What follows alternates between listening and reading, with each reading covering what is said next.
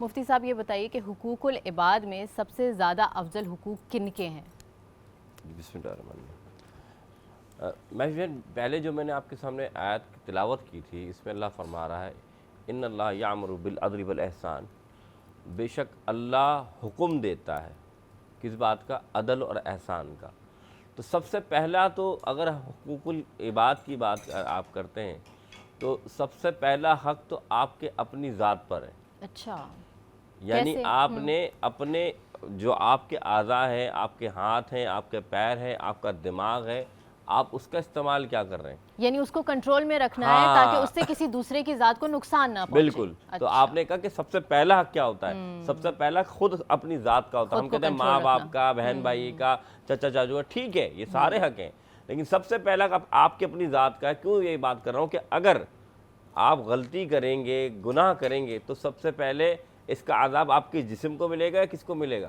تو معلوم ہی چلا جو عذاب ہو رہا ہے روح اور جسم کو جو بھی آپ کی، تو وہ آپ کو اس لیے ہو رہا ہے کہ آپ کوشش یہ کریے کہ سب سے پہلے اپنے جو اعضاء ہیں ان کے حقوق ادا کریں۔ اور ان کے حقوق ادا کرنے کا طریقہ کار کیا ہے؟ آپ جو اگر ہاتھ سے لین دین کر رہے ہیں تو ہاتھ کا صحیح استعمال کریں، آنکھوں کا استعمال اچھی جگہ کریں، زبان کا استعمال جھوٹ نہ کریں۔ تو ایک بات تو یہ ہوگی۔ دوسری بات، اس کے بعد جو پہلا حق آتا ہے وہ آپ کے رشتہ دار یعنی یا پھر فیملیز کا، جس میں ماں باپ بھی ہوتے ہیں، اولاد بھی ہوتے ہیں، میاں بیوی بھی ہوتے ہیں، اور آپ کے بہن بھائی بھی ہوتے ہیں۔ تو ان کے حقوق ادا کرنا آپ کے اوپر لازم ملزوم ہے۔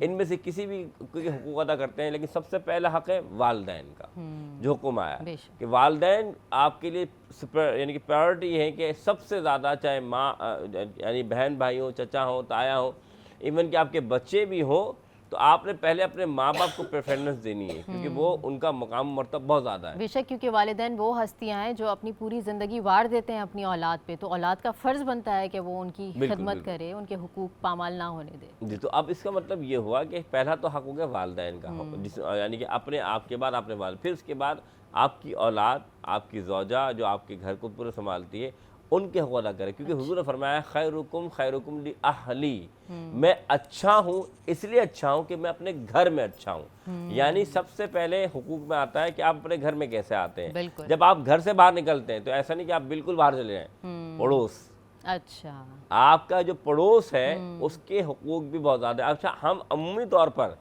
یہ سمجھتے ہیں پڑوس صرف ہمارے برابر والے پڑوس ہوتے ہیں، لیکن عرف میں ہم یعنی کہ ایک ہوتا ہے کل اور ایک ہوتا ہے جز میں ہم یہ کہتے ہیں کہ ہمارا برابر والا ہی پڑوس والا ہے، لیکن کل پڑوسی کی اگر آپ تعداد دیکھیں تو حدیث اور یعنی کہ علماء کرام فرماتے ہیں 40 گھر دائیں، 40 گھر بائیں، 40 گھر سامنے، یہ تو وہ 40 گھر دور ہے، پیچھے۔ اس میں 40 گھروں کا تو پتہ ہی نہیں ہے کہ کون کہاں کیا تو اب یہ تو بتا رہا ہوں، آج تو اللہ معاف کرے آپ کے پڑوسی کا نہیں پتا کہ برابر والے کون گھر رہ کا رہا نہیں ہے۔ پتا ہوتا۔ تو حق اسلام تو اتنا حکم دیتا ہے کہ آپ کے 40 گھر میں جو آپ کے دائیں بائیں لوگ رہ رہے ہیں ان کے بارے میں کہ کیسے ہیں، ان کے حقوق ہیں۔ اور تو اب ہمیں ان چیزوں کو دیکھنا ہوگا کہ حقوق العباد ہم سمجھتے ہیں کہ شاید ہم نے یہ کام کر لیا ٹھیک ہے، تو بہت ضروری ہے کہ جو اصول فقہا نے بنا ہے اس پر عمل کیا جائے۔